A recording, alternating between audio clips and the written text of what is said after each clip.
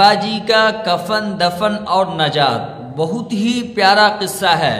اور مزیدار بھی ہے، اور انشاءاللہ سبق تو بہت ہی بڑا ملنے والا ہے۔ تو چلیے چلتے ہیں آج کے قصے کی طرف، آج کی کہانی کی طرف۔ میرا ایک دوست تھا جس کا نام تھا صفدر حسین۔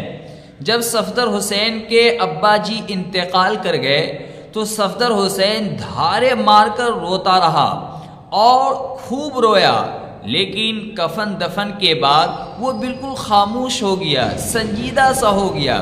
میں نے ان سے پوچھا کہ صفدر حسین بھائی بولو آخر بات کیا ہے؟ تو صفدر حسین کہنے لگا کہ بھائی جان کیا بتاؤں، کفن میں 3000 روپے لگ گئے، قبر کھودنے والوں نے 2500 روپے لیے، اور کون خانی جو میں نے کروائی اس میں 10,000 روپے خرچ ہو گئے، اور 3000 روپے دے کر حافظ صاحب سے میں نے ابا جی کے قبر پر 3 دن قرآن کریم پڑھوایا، اور جمعرات میں تو 15,000 روپے کی دیگ پکائی گئی، اور 40ویں میں باقی کا کسر نکلے گا۔ تو میں صفدر حسین کی یہ ساری باتیں سن کر خاموش ہو کر اپنے گھر پر آ گیا۔ پھر دوسرے دن جب میں صفدر حسین کے گھر پر گیا تو صفدر حسین کہنے لگا کہ میرے بھائی سبھی جانتے ہیں اور ہم لوگ بھی جانتے ہیں کہ زندگی جو ہے یہ موت کی امانت ہے، لیکن ابا جی اگر گندم کی فصل کو اٹھانے کے بعد فوت ہوتے،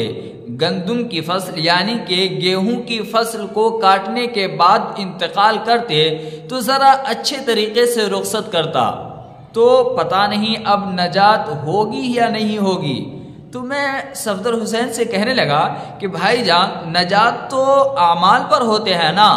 آپ یہ کیسی باتیں کر رہے ہیں؟ تو وہ کہنے لگے میں اپنے ابو جان کی بات نہیں کرتا ہوں، بلکہ میں اپنی بات کر رہا ہوں کہ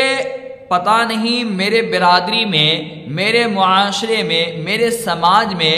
میری نجات ہوگی یا نہیں۔ تو میں کہا ذرا سمجھا نہیں صفدر حسین بھائی، ذرا آپ کھل کر بتائیں۔ تو وہ کہنے لگے کہ بتائیں بھائی جان، آج ہم جس معاشرے میں رہتے ہیں، جس سوسائٹی میں رہتے ہیں، تو اس سوسائٹی میں نہ محلے والے نہ محلے کے ذمہ داران اس اولاد کو نہیں ٹوکتی جو اپنے ماں باپ کا خرچ نہیں اٹھاتے، اپنی ماں باپ کا دیکھ بھال نہیں کرتے،